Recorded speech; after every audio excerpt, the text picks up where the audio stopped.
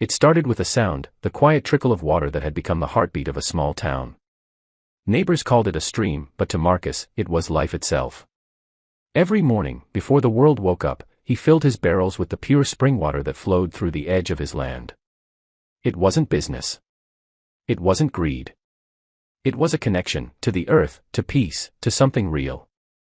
But peace, as it often happens, doesn't last long when rules meet nature. One morning, a letter appeared in his mailbox from the local HOA. It wasn't friendly. It wasn't fair. It accused him of hoarding natural resources. Marcus laughed at first, until he saw the fine. Thousands of dollars. For collecting the water that flowed freely across his property. He looked at that paper, then at the quiet stream, and whispered, if they think they own nature, they're about to meet her. The neighborhood was changing. Green lawns, fancy fences, manicured perfection. But behind all that neatness was control, a group of people who wanted every blade of grass to look the same. Marcus was different. He lived simple. He grew vegetables, collected rainwater, and shared spring water with his neighbors who needed it. Yet the HOA saw disorder. They called it unapproved landscaping. They called it hoarding. But to Marcus, they were just words. He wrote back politely, explaining that he wasn't breaking any law. He was preserving what had always been there. The next week, they doubled his fine. The following week, they threatened legal action.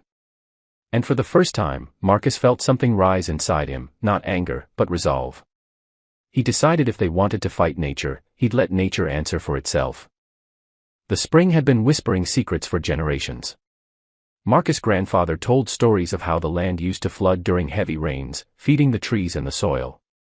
But decades of development had changed that balance.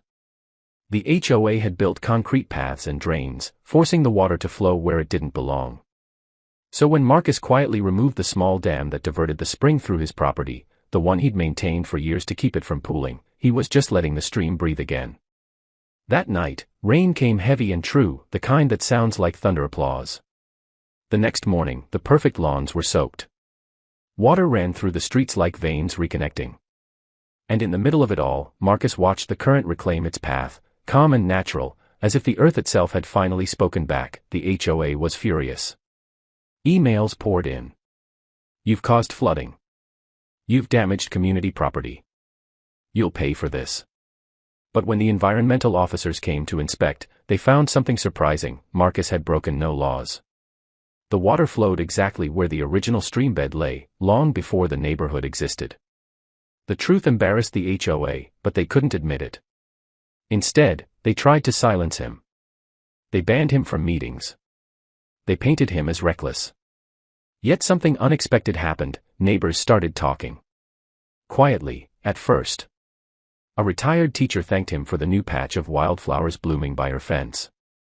Kids loved watching frogs return to the creek. Slowly, the neighborhood began to see that the land wasn't damaged, it was healing. Marcus never wanted revenge. He wanted balance.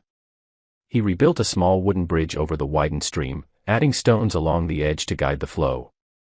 He spent weekends teaching local kids about how springs worked, how the earth filtered water better than any machine. People began visiting, curious to see what he had done. Even those who once complained found themselves pausing, just to listen to the gentle murmur of the current. The HOA tried to fine him again, this time for unauthorized construction. But when reporters picked up the story, public opinion shifted fast. A man restoring nature was not the villain they wanted him to be. Marcus just smiled when they asked how he felt. I didn't do anything special, he said. I just stopped standing in nature's way. Months passed. What was once an HOA feud had turned into a small movement. Other homeowners began planting native grasses instead of turf. The sound of lawnmowers grew quieter, the sound of birds louder.